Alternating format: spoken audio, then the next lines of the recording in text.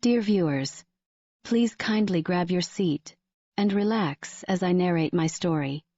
But before I proceed, please support me by clicking on the subscribe button. Like and share this video to your loved ones. Your support means the world to me. Now, to my story.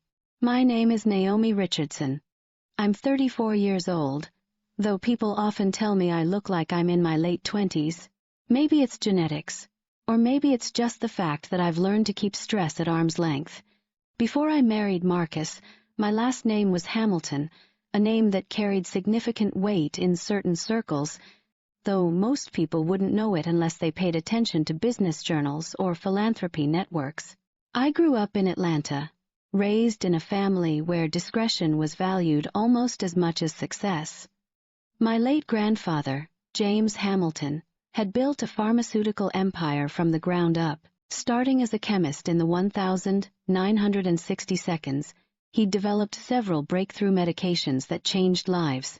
When he passed away, he left behind a legacy that included research facilities, charitable trusts, and a personal fortune that had been carefully divided among his descendants. My share came to exactly $100 million. But along with that inheritance came a piece of advice from my grandmother, Eleanor, who sat me down in her sunroom the day after the funeral. She held my hands in hers, her dark eyes serious behind her reading glasses. "Naomi," she said, "your grandfather worked himself to the bone building something that would outlast him. But he also watched people change the moment they learned about his wealth. Friends became admirers. Admirers became opportunists. I want you to remember something, baby girl. Let people love you for who you are, not for what you have. Real love doesn't need a balance sheet." I carried those words with me like a talisman. By the time I met Marcus, I was working as a senior marketing strategist at a mid-sized advertising agency in downtown Atlanta. I didn't need the salary, but I loved the creative challenge. The strategy sessions, the brainstorming, the satisfaction of watching a campaign come together. It gave me purpose beyond my bank account. Marcus Davis walked into my life on a humid Friday evening in June. We were both at a networking mixer, at the High Museum of Art.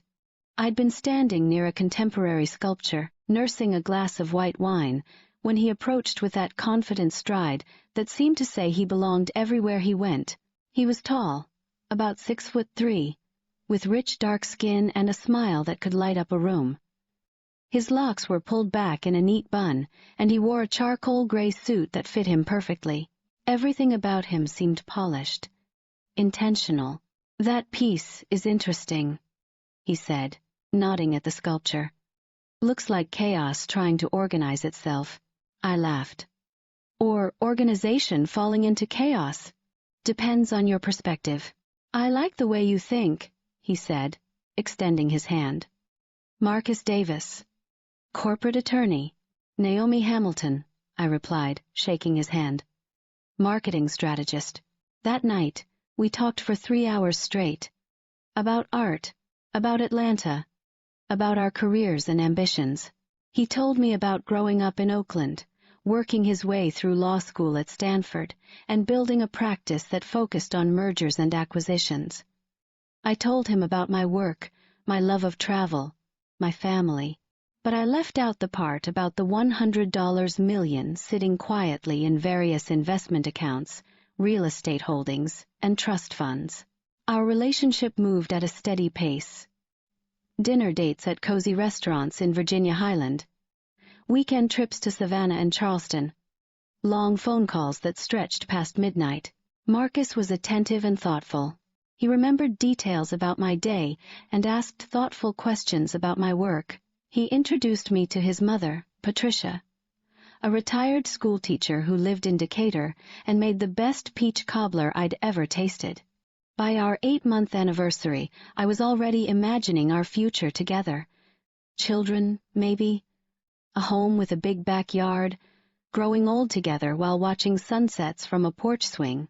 So when Marcus proposed during a private dinner at Canoe, overlooking the Chattahoochee River, I didn't hesitate.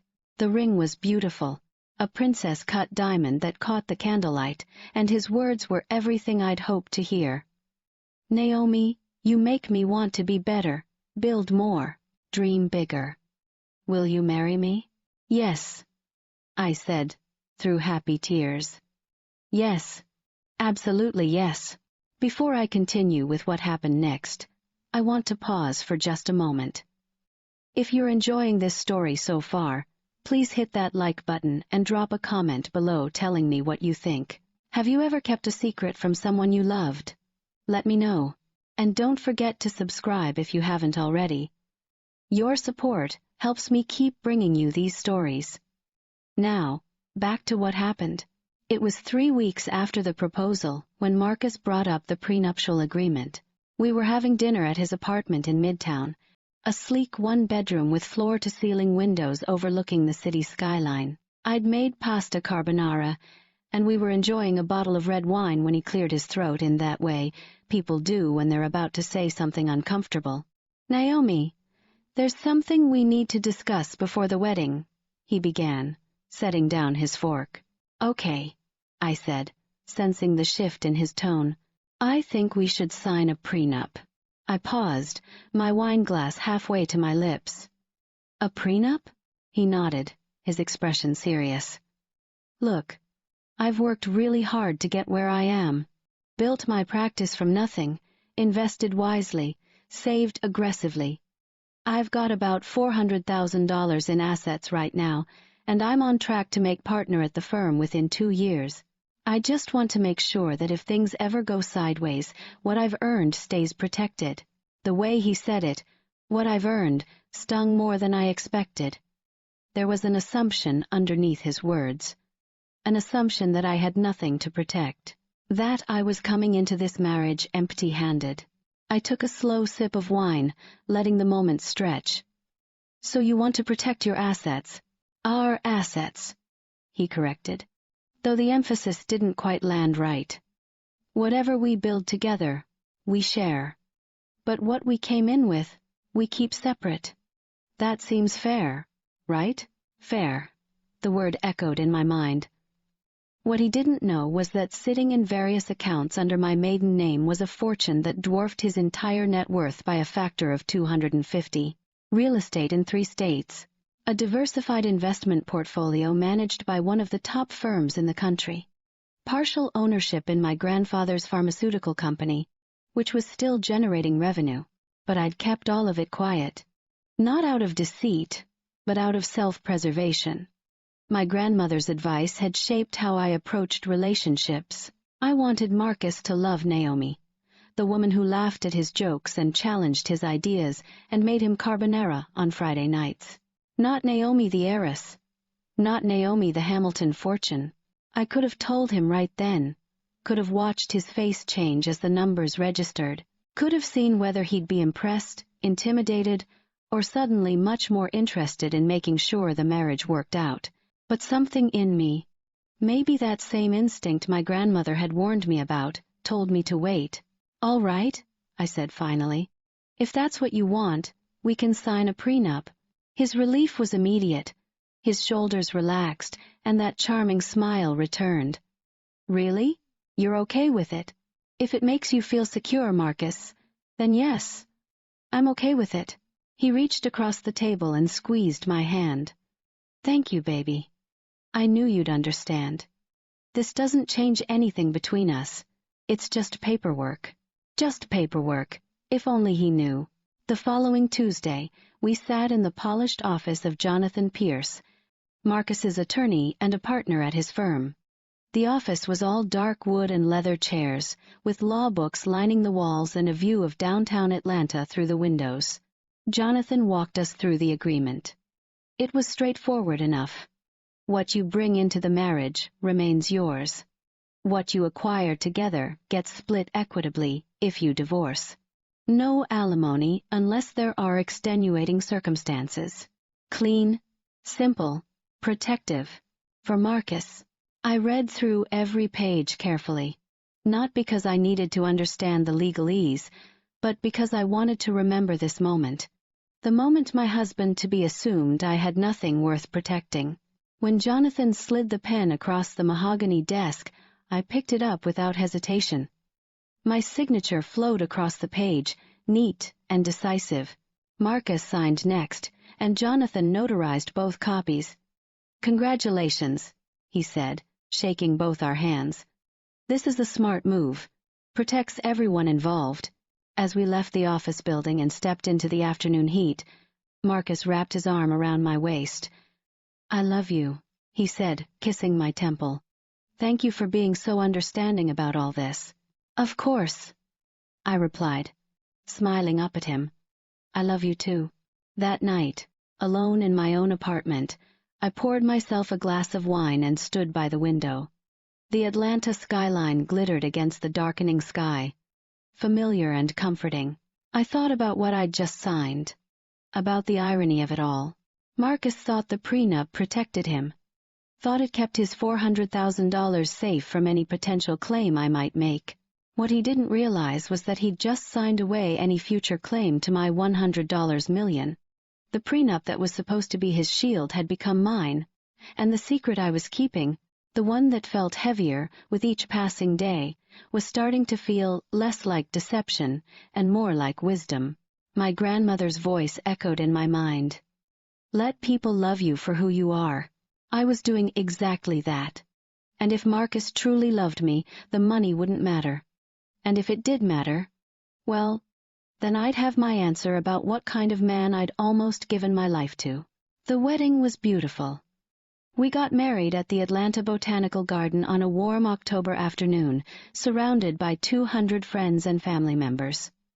My dress was ivory silk with delicate beading, and Marcus looked stunning in his black tuxedo. His mother cried during the ceremony. My best friend, Shayla, who'd known me since college, served as my maid of honor and gave a toast that had everyone laughing and crying at the same time. "To Naomi and Marcus," she'd said, raising her glass. "May your love be as strong as Naomi's coffee and as sweet as Marcus's charm. And may you always remember that the best things in life aren't things at all." I caught her eye across the room and smiled. Shayla was one of the only people who knew the full truth about my inheritance.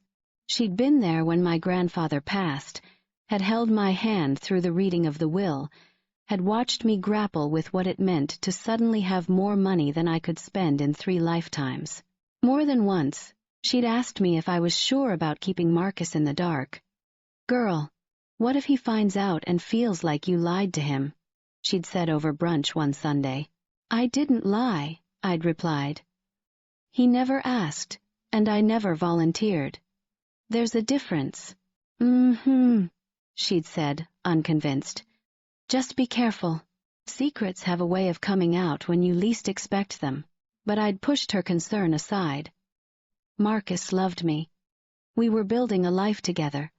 The money didn't define me, and I wasn't about to let it define our marriage. We honeymooned in the Maldives. 2 weeks of crystal clear water, white sand beaches, and complete disconnection from the rest of the world. It was perfect. Marcus was attentive and romantic, planning surprises and making me feel like the only woman in the world. When we returned to Atlanta, we moved into a modern townhouse in Inman Park. It was spacious and stylish, with exposed brick, hardwood floors, and a rooftop deck where we'd have friends over for barbecues. We furnished it together, argued playfully over paint colors, and gradually made it feel like home. For the first year, everything felt right. Marcus's career was thriving. He made partner at his firm, just like he'd predicted, and his income jumped significantly. We traveled. We hosted dinner parties. We talked about starting a family. From the outside, we looked like the perfect couple. But somewhere around our 2nd anniversary, I started noticing changes. Marcus began working later hours. He'd text me around 7 or 8 in the evening saying he was caught up in a case and wouldn't be home until after 10. When he did come home, he'd smell faintly of perfume that wasn't mine. When I asked about it, he'd wave it off, probably from one of the partners. "You know how Michelle wears that heavy perfume." I wanted to believe him. Told myself I was being paranoid, but the excuses kept piling up. He started criticizing small things. The way I dressed for events. The way I managed our household budget. You could stand to be a little more strategic with money, Naomi, he'd say, reviewing our credit card statement. Do you really need another pair of shoes? The irony wasn't lost on me. The man who'd insisted on a prenup to protect his modest assets was now lecturing me about financial responsibility, while I had investments that generated more passive income in a month than his entire annual salary. But I kept quiet, continued depositing my paycheck into our joint account, while my real wealth sat untouched in accounts he knew nothing about. Around our 3rd anniversary, things got worse. Marcus became distant, distracted. He'd sit across from me at dinner scrolling through his phone, barely contributing to conversation. When I'd ask about his day, I'd get one-word answers. Fine. Busy. Tired. The warmth between us was fading. The man who used to pull me close in the morning and whisper how much he loved me now rolled out of bed without a word. The man who used to ask about my work and genuinely care about my projects now seemed annoyed when I brought up anything related to my career. Maybe you should think about stepping back from work, he suggested one evening. We're doing well financially. You don't really need to work, and I think you'd enjoy having more time for yourself. For us. There it was again. That assumption. That my income was negligible. That my career was a hobby rather than a passion. I like working, I said firmly. It's not about the money. He shrugged, turning back to his laptop. Suit yourself. My friend Shayla could see the strain. How are things with Marcus? She asked during one of our regular lunch dates at Nouveau Bar and Grill. Complicated, I admitted, pushing my salad around my plate. Complicated how? I sighed. He's different. Distant. I don't know if it's the stress from work or if it's something else, but it doesn't feel like it used to. Shayla reached across the table and squeezed my hand. You know I love you, girl, but maybe it's time to have an honest conversation with him. About everything. You mean the money. I mean all of it. The money, how you're feeling, what you need from him. Secrets can poison a marriage, Naomi. Even ones you think are protecting you. But I wasn't ready. Not yet. Because deep down, I was afraid of what that conversation would reveal. Would Marcus be angry that I'd kept my inheritance hidden? Would he suddenly become more interested in our marriage? Or would he prove my grandmother right, that people change when money enters the equation? The breaking point came on a cold January evening. I'd left work early to pick up Marcus's favorite Thai food, planning to surprise him with dinner at his office. It had been weeks since we'd had a real conversation, and I thought maybe a spontaneous gesture would remind him of why we'd fallen in love in the first place. When I arrived at his firm's building downtown, the receptionist looked surprised to see me. Mrs. Davis. Hi. Are you here to see Marcus? I thought I'd surprise him with dinner, I said, holding up the bag of food. She hesitated, glancing at her computer screen. Oh, he actually left about 2 hours ago. Said he had a client meeting off-site. The knot in my stomach tightened. Did he say where? No, I'm sorry. He just said he'd be out for the rest of the evening. I thanked her and walked back to my car, the bag of food growing cold in my hands. Marcus had told me that morning he'd be working late at the office. But he wasn't there, and his assistant had looked distinctly uncomfortable when I'd shown up. I drove home in silence, questions spinning through my mind. Where was he? Who was he with? And why had he lied about it? When I got home, I set the food on the counter and tried calling him. It went straight to voicemail. I tried texting. No response. He finally came home just after 11, looking tired but also somehow pleased with himself. Hey, baby, he said, loosening his tie. Sorry I'm so late. That client meeting ran way longer than expected. Which client?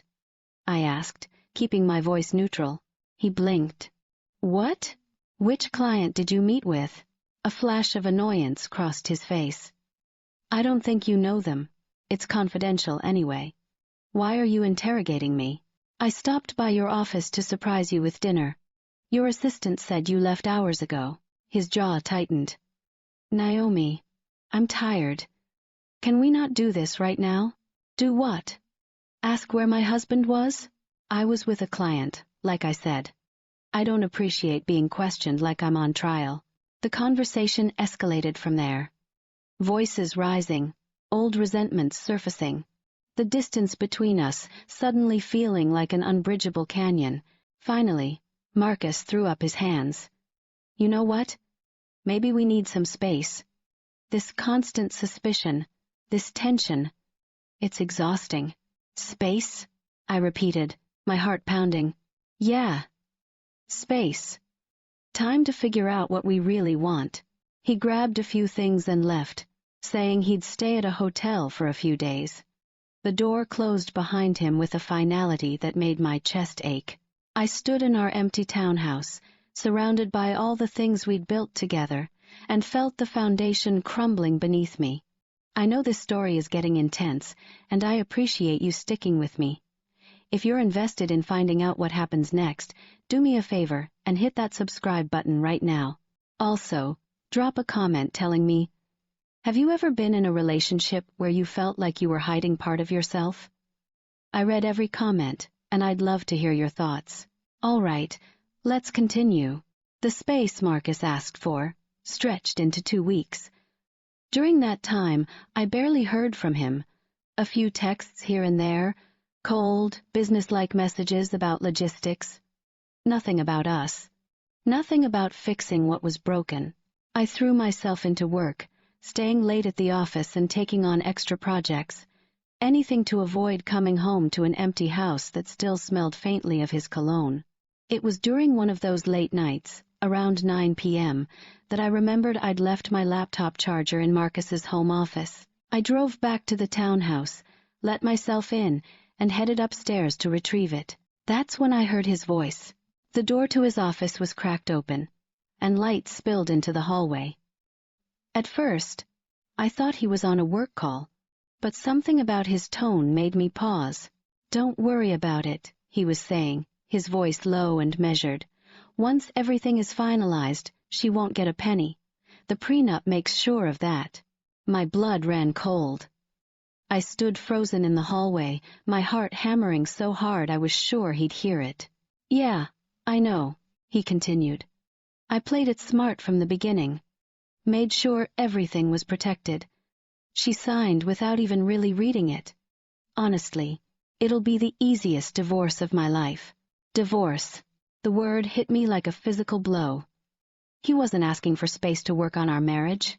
He was planning to leave me, and he was already strategizing about how to protect his assets, confident that I'd walk away with nothing. I didn't confront him. Instead, I quietly backed away, grabbed my charger from downstairs where I'd actually left it, and drove away. My hands shook on the steering wheel, tears blurred my vision. But underneath the hurt and betrayal, something else was emerging. Clarity. I called Shayla as soon as I got home. He's planning to divorce me, I said, my voice surprisingly steady. What? Naomi, what happened? I told her everything. The overheard conversation. The prenup he was so confident would protect him. The arrogance in his voice. That son of a... Shayla stopped herself. Okay. Listen to me. You need to get ahead of this. Call your attorney first thing tomorrow morning. Already planning on it, I said. And Naomi? Yeah? Maybe it's time he learned exactly who he's been married to. The next morning, I called Richard Freeman, the attorney who'd managed my grandfather's estate and had been handling my financial affairs for years. I explained the situation, and within 24 hours, I had divorce papers drawn up. When Marcus finally came home 3 days later, I was waiting for him. Calm. Collected. Ready. Naomi. We need to talk. He began. I agree, I said, sliding an envelope across the kitchen island. I think we should end this. Cleanly. He looked surprised, but recovered quickly. I think that's for the best, he said, trying to sound reluctant. We've grown apart. I agree, I repeated. And fortunately, we have that prenup you insisted on, so this should be simple. Relief washed over his face. Right, exactly. We both walk away with what we brought in. Exactly, I said. My voice, sweet as honey. He signed the papers that same day. No negotiation. No drawn-out battle. Within 6 weeks, our divorce was finalized. Marcus shook my hand in the conference room like we'd just closed a business deal. I wish you the best, Naomi, he said, and I could see the satisfaction in his eyes. He thought he'd won. Thought he'd protected himself from a wife who had nothing. You too, Marcus, I replied with a smile. I walked out of that office building into the bright spring sunshine, feeling lighter than I had in years. He had no idea what he'd just walked away from. No idea that the prenup designed to protect his $400,000 had actually protected my $100 million, and I had no intention of telling him. Not yet, anyway. But life, as I've learned, has a funny way of revealing truth in the most unexpected moments. 3 months after the divorce, I was sitting at a corner table in South City Kitchen, a upscale restaurant in Midtown that I'd always loved. I'd just come from a meeting with the board of the Hamilton Foundation, a new charitable organization I was launching focused on STEM education for underprivileged youth in Atlanta. The meeting had gone incredibly well, and I was celebrating with a glass of wine and their famous fried chicken salad. I was dressed in a cream silk blouse, tailored black pants, and wearing my grandmother's vintage Rolex. Beside my wine glass sat a leather portfolio containing preliminary plans for the Foundation's first major initiative, a $10 million grant program for Atlanta public schools. I was reviewing the proposals when I heard a familiar voice. Naomi? I looked up, and there he was, Marcus, standing a few feet from my table, looking like he'd seen a ghost. He'd aged in just 3 months. There were new lines around his eyes, and his suit, though still nice, didn't have that same sharp crispness I remembered. Marcus, I said evenly, setting down my fork. This is a surprise. Yeah, he said, shifting his weight. I was just meeting a colleague for lunch. I didn't expect to see you here. It's a free country, I said with a slight smile. His eyes drifted over my outfit, lingering on the watch, the expensive bag hanging on the back of my chair, the leather portfolio with my initials embossed in gold. You look really good. New job? Not exactly, I said, taking a sip of wine. I'm actually launching a charitable foundation, the Hamilton Foundation. We're focusing on educational equity. Hamilton Foundation? He looked confused. Like your family? Exactly like my family. My grandfather's pharmaceutical company is one of the primary funders, along with my personal contributions. I could see the gears turning in his head, the confusion giving way to something else. Suspicion, maybe. Or the first hint of realization. Your personal contributions? From my inheritance. I let the words hang in the air for a moment. You remember my grandfather, James Hamilton, founder of Hamilton Pharmaceuticals? His face had gone still. I thought, you never said what? That when he passed, he left me $100 million. I leaned back in my chair, my voice calm and pleasant. Oh, I'm sure it just never came up in conversation. The color drained from his face. $100 million? Well, a little more than that now, actually. Smart investments and all. But who's counting? He stood there, mouth slightly open, clearly trying to process what he was hearing. I could see the calculation happening behind his eyes. The replay of every conversation we'd ever had about money, every assumption he'd made about me, every smug comment about how the prenup would protect him. You had that money the whole time? He finally managed. Well, before we met, actually. I just never felt the need to broadcast it. You know how it is. You want people to love you for who you are, not what you have. I paused, letting my grandmother's words echo with intentional irony. You understand that, right? That's why you wanted the prenup. To make sure people's intentions were pure. He opened his mouth, closed it, opened it again. Naomi.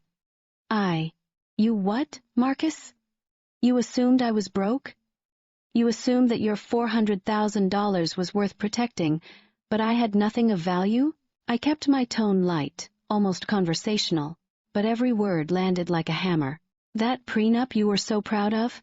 It worked exactly as designed. We both walked away with what we brought in. You got your $400,000. I kept my $100 million. The reality of it crashed over him like a wave. I could see it in his eyes. The understanding that he'd massively miscalculated. That the woman he'd dismissed, the wife he'd underestimated, had been sitting on a fortune the entire time. I need to go, he said abruptly, his voice strained. Of course, I said pleasantly. Enjoy your lunch. He walked away quickly, nearly stumbling into a waiter on his way out. I watched him go, then turned back to my salad, a small smile playing on my lips. It wasn't about revenge, not really. It was about him finally seeing the full picture, about him understanding exactly who he'd let walk away. That evening, my phone started buzzing. Text messages from Marcus. First one, then 3, then 5. We need to talk. Can we meet for coffee? I think I made a mistake. Please call me. I read each one, felt absolutely nothing, and deleted them all. By the end of the week, I'd blocked his number. I wasn't interested in explanations or apologies. That chapter of my life was closed, and I was already writing a new one. Shayla came over that weekend with a bottle of champagne, so I heard through the grapevine that Marcus ran into you at South City. I laughed. News travels fast, girl. Apparently, he looked like he'd been hit by a truck. Tasha's cousin works at his firm, and she said he came back from lunch looking shell-shocked, didn't talk to anyone for the rest of the day. We clinked our glasses together. To prenups, Shayla said with a grin. To prenups, I echoed. Over the next few months, I heard bits and pieces about Marcus through mutual acquaintances. He'd started dating someone new almost immediately after our divorce, a woman named Simone who worked in corporate finance. She was beautiful, sophisticated, and from what I heard, very interested in Marcus's growing career and six-figure income. They moved fast. Within 4 months, she'd moved into the townhouse. Within 6 months, they were engaged. The whole thing had a desperate quality to it, like Marcus was trying to prove something to himself or maybe to me. I didn't pay much attention. I was too busy building something meaningful. The Hamilton Foundation officially launched in September with a gala at the Four Seasons. We raised $3.5 million in a single night. I gave the keynote speech, talking about my grandfather's legacy and the importance of creating opportunities for the next generation. 200 people attended, including Atlanta's mayor, several city council members, and representatives from major corporations. I wore a stunning navy gown that had been custom-made by a designer in New York. My hair was styled in elegant curls that cascaded over one shoulder. When I looked in the mirror that night, I barely recognized myself, not because I looked different, but because I looked like who I was always meant to be, confident, powerful, free. A few weeks after the gala, Shayla called me with news. You're not going to believe this, she said, her voice bubbling with barely contained amusement. Try me, I said. Simone left Marcus, cleaned out their joint account, and took half the furniture from the townhouse. I sat up straighter. What? Apparently she convinced him to invest in some exclusive real estate opportunity, some kind of luxury development in Miami. He put in $150,000. Turns out the whole thing was a scam. The company didn't exist, and Simone was in on it from the beginning. I let out a long breath. Wow, it gets better. He's selling the townhouse because he can't afford the mortgage anymore. And word is he might get pushed out at the firm because this whole scandal is embarrassing them. I should have felt satisfaction. Should have felt vindicated. And maybe I did, just a little. But mostly I just felt sad. Sad that this was the man I'd married. Sad that he'd valued the wrong things and paid the price for it. You know what? I said to Shayla. I hope he learns something from this. I really do. You're too generous, she replied. But that's why I love you. By December, exactly 1 year after my divorce was finalized, I was living in a stunning penthouse in Buckhead with floor-to-ceiling windows that offered views of the entire city. The space was everything I'd dreamed of. High ceilings, modern fixtures, and walls lined with art I'd collected from my travels. I'd spent the previous 6 months expanding the foundation's reach. We'd funded after-school STEM programs in 15 schools across Atlanta, provided scholarships to 30 students, partnered with Georgia Tech to create a mentorship program, and we were just getting started. I'd also traveled to Morocco, spent 2 weeks hiking in Peru, and taken a culinary class in New Orleans. My calendar was full, but not overwhelming. Busy, but balanced. I was living life on my own terms, answerable to no one but myself. One evening in late December, I stood on my balcony with a glass of wine, watching the sun set over Atlanta. The sky was painted in shades of orange and pink, and the city lights were just beginning to flicker on. It was that magical moment, between day and night, when everything feels possible. I thought about my grandmother, about the advice she'd given me all those years ago, about protecting my peace and letting people love me for who I was. I'd done exactly that. And in doing so, I discovered who I really was. Not just an heiress, not just a woman with money, but someone capable of building something meaningful, someone who could walk away from betrayal with her dignity intact, someone who understood that real wealth isn't measured in dollars, but in freedom, purpose, and self-respect. Marcus, wherever he was, had probably learned his own lessons. Money attracts opportunists. Arrogance blinds you to reality. And sometimes the person you underestimate is the one who had the most power all along. I raised my glass to the sunset, to my grandmother's memory, and to myself. Here's to moving forward, I said softly. Behind me, my phone buzzed with a notification. The Foundation's Instagram post about our latest scholarship recipients had just hit 10,000 likes. The comments were filled with congratulations and gratitude, people whose lives were being changed by the work we were doing. I smiled and turned back to the view. Tomorrow, I had a meeting with the mayor about expanding our programs into more schools. Next week, I was flying to New York to meet with potential donors. Next month, I'd be celebrating my 35th birthday with Shayla and a few close friends in Costa Rica. Life was full. Life was good. Life was mine. And that prenup that Marcus had been so proud of, the one he thought protected him, it had done exactly what it was supposed to do. It had protected what mattered most, my freedom, my future, and my $100 million inheritance that he never even knew existed until it was too late. Asterisk, asterisk. Here's what I learned from my journey, and I want you to really hear this. Never let anyone pressure you into giving up your security, especially when they claim it's just business or standard procedure. People's true colors show when money enters the conversation. And sometimes, the best protection you can have is silence. My grandmother told me, guard your peace before you guard your purse. I learned to guard both, and it saved me from a future filled with regret. If you're someone who's been through betrayal, or if you're protecting something valuable in your own life, I want to hear from you. Drop a comment below sharing your story. And if this resonated with you, please share this video with someone who needs to hear it. Your support means everything to me. So that's my story. That's how a prenup meant to protect my ex-husband ended up protecting me and my $100 million inheritance that he never saw coming. Sometimes the best revenge isn't revenge at all. It's building a life so beautiful that they can only watch from the sidelines while you thrive. Thank you so much for watching. If you enjoyed this story, make sure you're subscribed because I have more stories coming that you won't want to miss. Hit that notification bell so you never miss an upload.